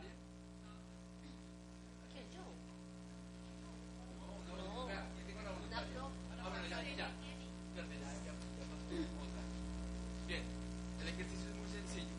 Quiero que la mujer se haga de este lado y el hombre de este lado. Pero antes, miren muy bien el cuadro, miren muy bien el contexto. El cuadro, el ejercicio lo van a hacer todos. O sea, no todos van a pasar, pero quiero que lo hagan todos mentalmente. A eso me refiero. Muy bien.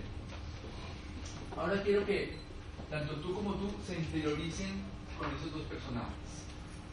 Interiorícense y quiero que creen un texto, que actúen, mejor dicho, tratando de buscar un poco la posición que ellos tienen, aunque claro, el micrófono tendría que acercarlo a ti, para ti es más fácil porque estarías más en la posición de las manitos cerca de la boca y tú tendrías que acercar un poquito más a tu boca y crear un texto a partir de la imagen.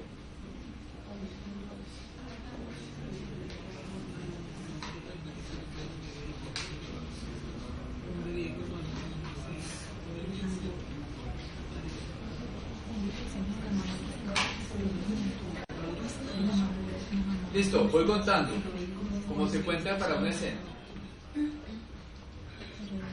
5, 4, 3. Bueno, en las escenas se cuenta 5, 4, 3, 2.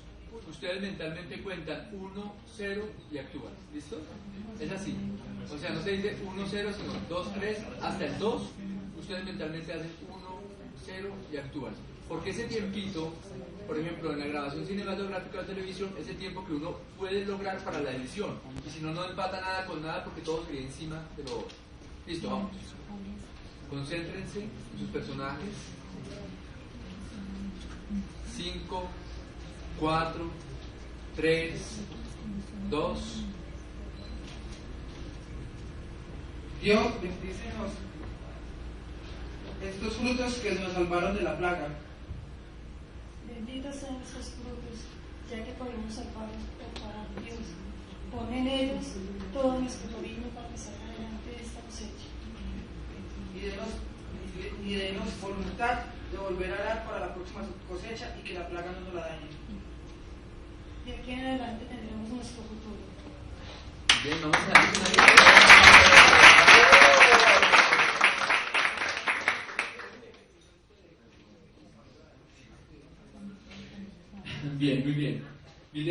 texto de esta y él le pregunta a ella, ¿me amas? Y ella dice, sí. Es el texto que escribe Millet sobre el cuadro. Es un cuadro de amor. Bien, sin embargo, fíjense cómo empieza a jugar, ¿cierto? Automáticamente la corporalidad y cómo del cuerpo se gana la creación. Es decir, ellos parten de una... son primero que uno puede hablar de ellos, ¿cierto? Que se conectan inmediatamente con la espiritualidad, ¿verdad? Y cómo campo, que hay unas papas, pero ese no es el centro del cuadro. El centro del cuadro sería, según lo plantea Millet, lo que dicen los personajes.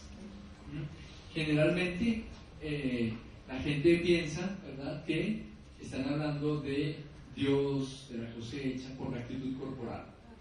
Bien, ¿cómo funcionó ahí el proceso creativo? ¿Qué pasó?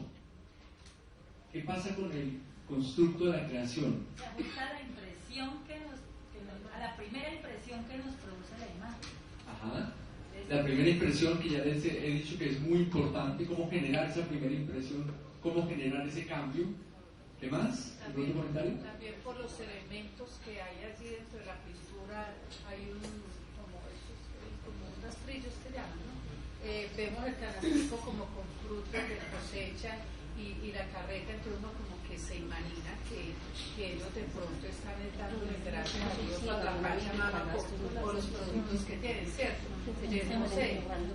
Acabas de decir algo fundamental para sus proyectos, ¿cierto? Que es la composición, los elementos que entran en el cuadro, en la propuesta compositiva se llama eso, la composición. Como ustedes están sacando fotos, cuadros como una foto, es qué elemento entra en la foto y qué elemento no va a entrar en la foto. Es decir, tienen ustedes que considerar a profundidad si ese elemento es la clave o no es la clave, ¿verdad? Que puede guiar hacia una percepción del cuadro. Muy bien. Miremos esta siguiente imagen. Bien. ¿Quién la conoce? El Guernica. Es el Guernica. El Guernica, ¿cierto? Guernica de Pablo Picasso. Muy bien. ¿Qué ven allí? ¿Qué ven en el cuadro? Tragedia, dolor, desesperación, angustia, caos, dolor. Bien, eso es Guernica, una ciudad española que fue bombardeada. Y esa es la impresión que le da a Pablo Picasso a aquel cuadro. Lo que quiero significar con ese cuadro son tal vez dos cosas o tres. La primera es la construcción del cuadro. ¿Cómo está compuesto el cuadro? El cuadro está compuesto a partir de triángulos. Son triángulos. Entonces lo que hace Pablo Picasso es un estudio de la triangulación, entendiendo el triángulo como una imagen estable, pero compositivamente inestable, o sea, genera una paradoja, ¿cierto? ¿De cómo? Si el cuadro me está planteando una serie de triángulos, ¿verdad? Mírenlo acá, muy preciso, ¿verdad? ¿Cómo es que en esta figura estable, que es un triángulo, cómo se genera el caos? Y cómo, lo que hablaba hace unos instantes, de dónde parte la creación. La creación parte de las cosas vistas, parte de mi dolor, parte de mi crisis, parte de lo que a mí me afecta. De ahí parte la creación. No parte de, voy a crear una historia porque se me ocurrió hacer una historia. No, parte de todo lo que me mueve a mí, ¿cierto? Claro, ahí hay unos elementos importantes para Pablo Picasso. Era fanático de los toros, o uno de sus temas fueron los toros. Esta imagen del panóptico, el todopoderoso, ¿cierto? Dios que lo ve todo y ve la tragedia y no hace nada. Un poco ¿cómo se puede permitir que un Dios permita un bombardeo tan brutal, ¿cierto? Que haya acabado. Hay fuego. Otro tema importante para Pablo Picasso van a ser los caballos. Es decir, podría uno hablar mucho de Pablo Picasso por el cuadro, Pero lo que quiero significar son las dos cosas que acabo de denunciar. Una, la manera como compone el cuadro a partir de la triangulación del equilibrio y del desequilibrio como catástrofe, y además el que parta de sus crisis personales, de lo que lo mueve a él personalmente. Muy bien. Un último cuadro. Un penúltimo cuadro.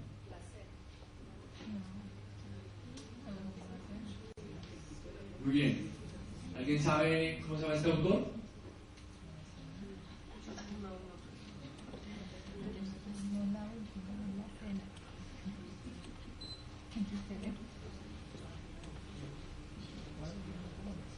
Bien, se llama Peter Bruegel, el viejo. Son escenas generalmente llenas de mucha gente,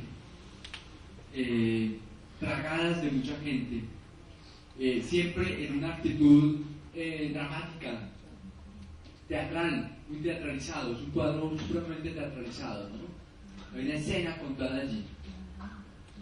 Bien, mi propuesta en este momento es la siguiente, atención.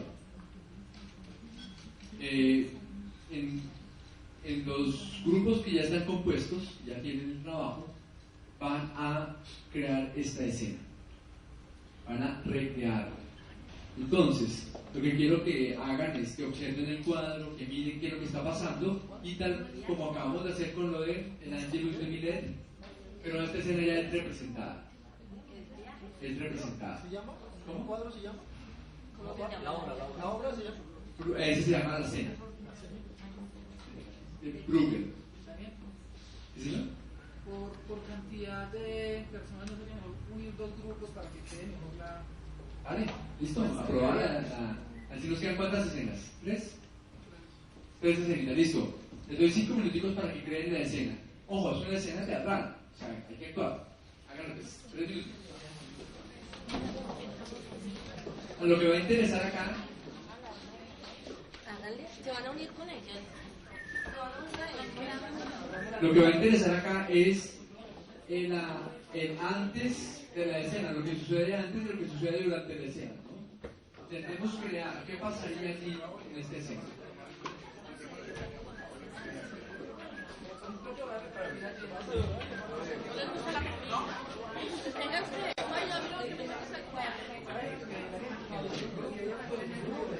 Míreme más.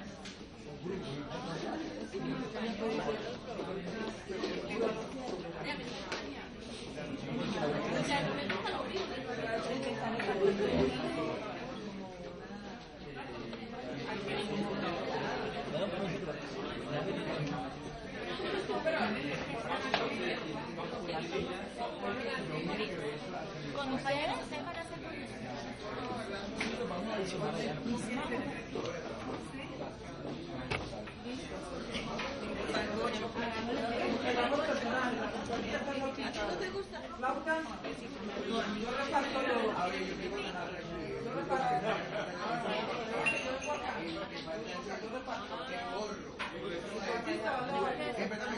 Hay que unir las dos cosas más.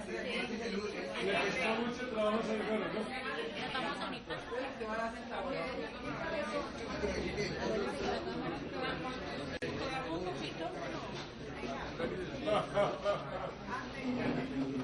A ver, vamos a ir.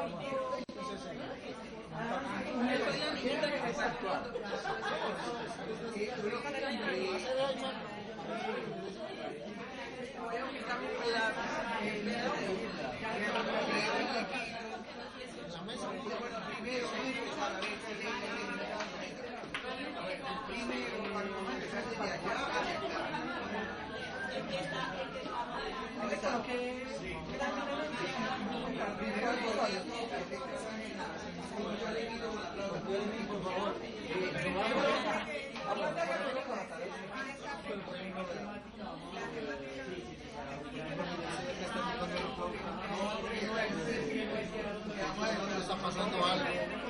Sí. O la flauta, el de la flauta. Ya tiene la flauta. No, los profes tienen la casa como marcado.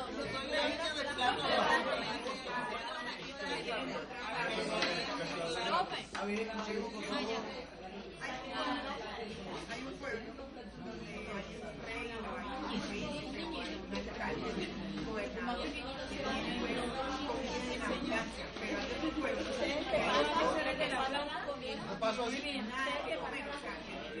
Estamos celebrando. Mira, ya había Cauca. Estamos celebrando, viendo, Estoy haciendo así. Estamos antes que finalizar el taller. Estamos celebrando. Queremos preguntar por una. Yo soy el que doy la espalda. Yo soy el de la flauta. Pero nos ubicamos a dónde. Hay que representar todos los personajes.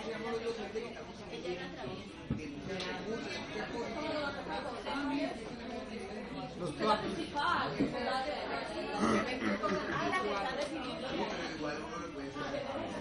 ¿Sí? Yo estoy enseguida. delante, después, delante. Tú eres la que está ahí. Pero se supone que los que nos están mirando están aquí.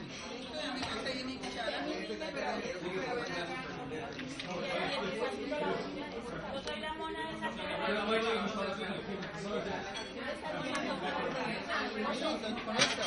¿Cuál soy yo? Ahora que está tomando la niña, ¿no es la que está tomando? Sí, ese es principal. ¿Quién es la que está tomando? La que estoy tomando.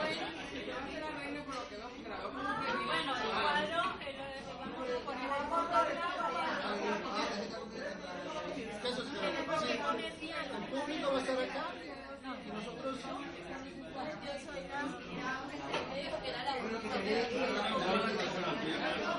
Al lado de la flauta hay un personaje que está de negro sentado.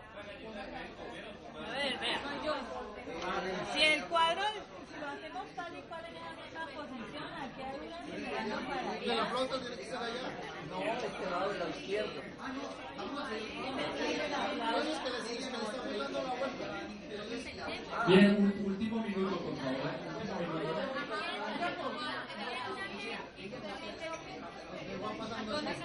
Dando la espalda.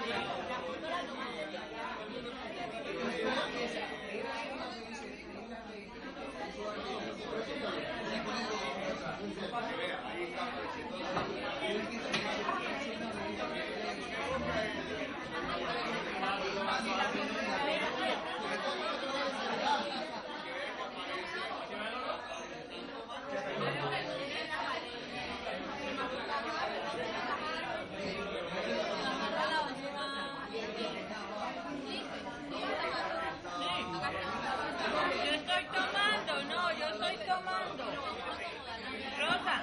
estoy tomando.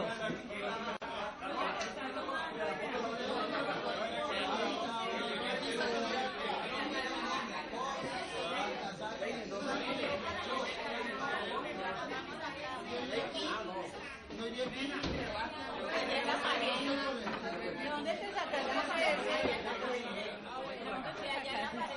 Nos toman la foto desde acá. Vos sos ese personaje. Vos sos ese, yo creí que tú eras ese. Y que está tomando.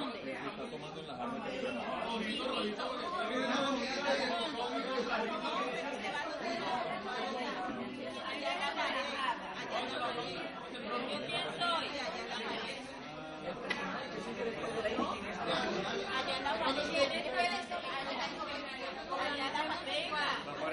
Allá la pareja. Allá la pareja.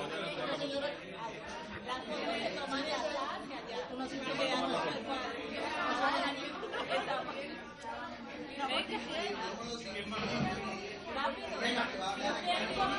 Yo soy la mamá y el niño que por la salida, venga.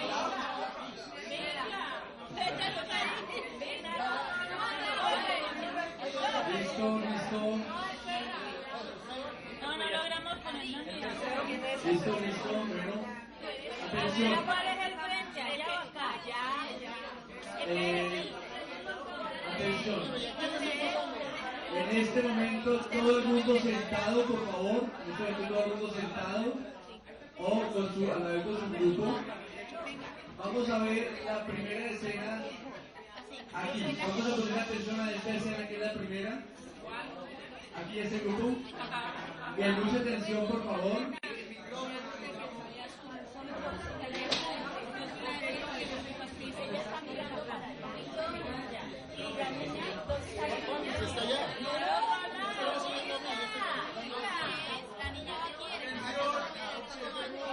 Digamos que se hace la comida. Bien, atención. Igual que con la escena anterior. Silencio. No, que se ponga derecha, que ella se sienta derecha. No, te vas a quedar ahí.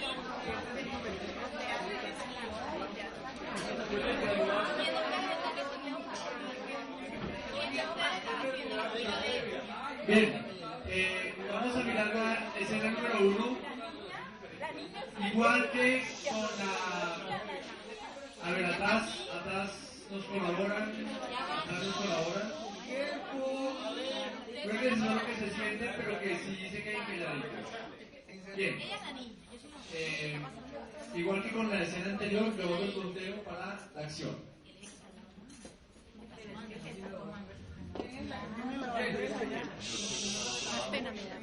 Bien, escena de Bruegel, reinterpretación número 1. 5, 4, 3, 2.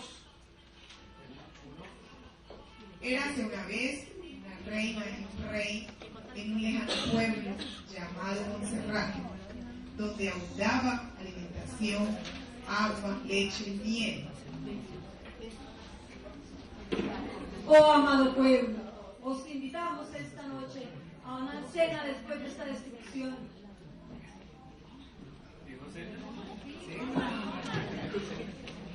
Discípulos míos, coméis todo lo que queráis. Pero había otro pueblo muy lejano que no tenía nada que comer, ya que en su parcela llegó una plaga, la cual no le dejó nada que comer. Y ella con su bondad los invitó. Invitaos todos a esta cena para que puedas compartir con toda la humanidad. Venid. Queridos comensales, arrimarse vosotros a comer de vuestras comidas. Las he hecho en nombre de nuestro reino para ustedes. Comed. Muy bien, bravo.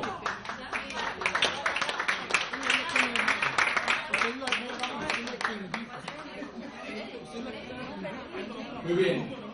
Vamos con el grupo número 2 que lo tenemos aquí al lado. Silencio. Silencio. Bien, lo mismo, ojo. Recuerden que 1 y 0 es mental y a partir de ahí arranca la escena. Escena número 2, inspirada en la escena de Bruegel. 5, 4, 3, 2. Este cine mudo.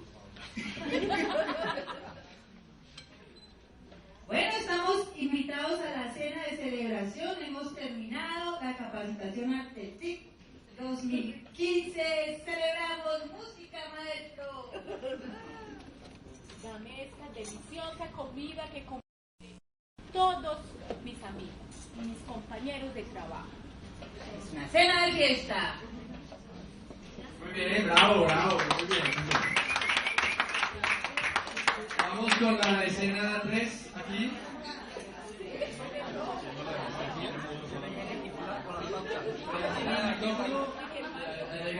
Listo, atención los demás grupos. Bien. Rodando. 5, 4, 3, 2. Celebramos con mucha felicidad y emoción el nacimiento de las TIC versus Internet en los procesos de aprendizaje. Celebremos con mucha alegría con este buen vino fruto de la tierra. Muy bien, un aplauso. Tenemos ahora este grupo, último grupo. Bien, listos. Silencio, todo el mundo observando. Bien. Rodando. 5, 4, 3, 2. Queridos hermanos, qué bueno tenerlos reunidos hoy celebrando nuestra última cena. Disfrutemos que para siempre vamos a estar unidos, pero no sabemos hasta cuándo nos volvamos a ver. Que comience la fiesta.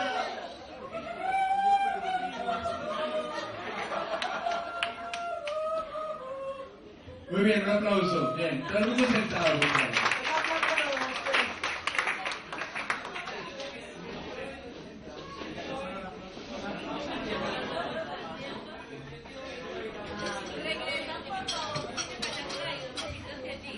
Bien, sentaditos, por favor, sentaditos.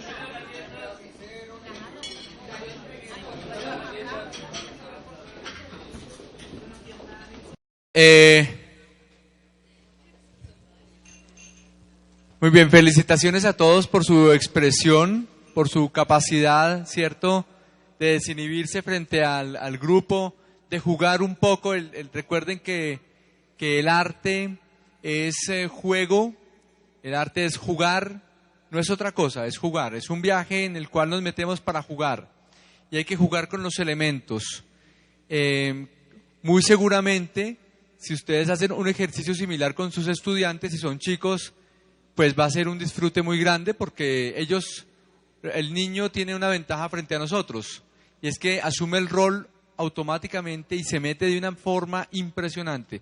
En nuestro desarrollo mental nos va alejando justamente, desafortunadamente, de esa condición de ser niños y de esa posibilidad de expresar de una manera impresionante. Voy a mostrar, para terminar ya, siempre se me va el tiempo, lo siento, esta otra cena, ¿cierto? La última cena de Leonardo da Vinci. Apagamos la luz, por favor, gracias. La última cena. Y quiero que lo que acabamos de hacer, que fue una reinterpretación de Bruegel, quiero que darles como el último concepto que me parece importante en la creación, que es la transmediación. Lo que acabamos de hacer es como de la imagen, ¿cierto? ¡Pum! Jalo para una escena teatral. De una novela jalo para una película. Se llama una transmediación. Juego con los medios. Paso de un medio a otro. Y también eso es una posibilidad de la creación. Fíjense bien este cuadro, ¿verdad?, de Leonardo da Vinci. Todos lo conocemos, seguramente algunos lo tienen en el comedor de la casa o en la... generalmente es un cuadro, digamos, que les gusta mucho ponerlo en el comedor, pero más allá de eso es una obra de arte, por supuesto. Y miren esta transmediación que me parece que es supremamente importante.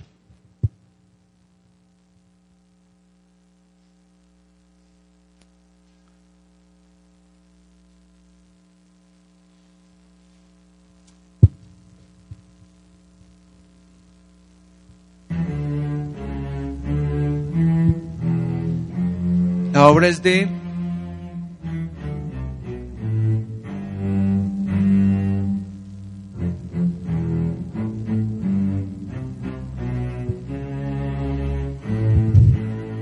Peter Greenaway.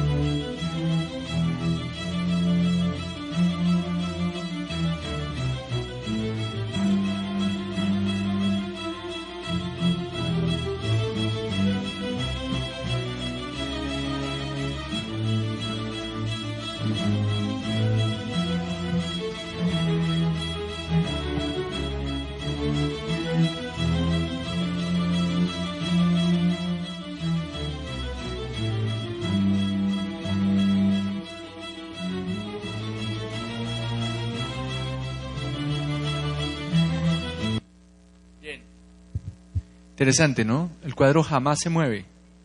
Lo que hace es todo el trabajo de la luz, un trabajo de edición. Es un trabajo de edición que hace Peter Greenaway. Lo voy a escribir acá para que se está moviendo, ¿cierto? Interesantísimo. Y cómo juega con los espacios, por aquí alguien lo dijo, ¿no? Cómo juega con los espacios. Se llama Peter Greenaway. Acá. Greenaway.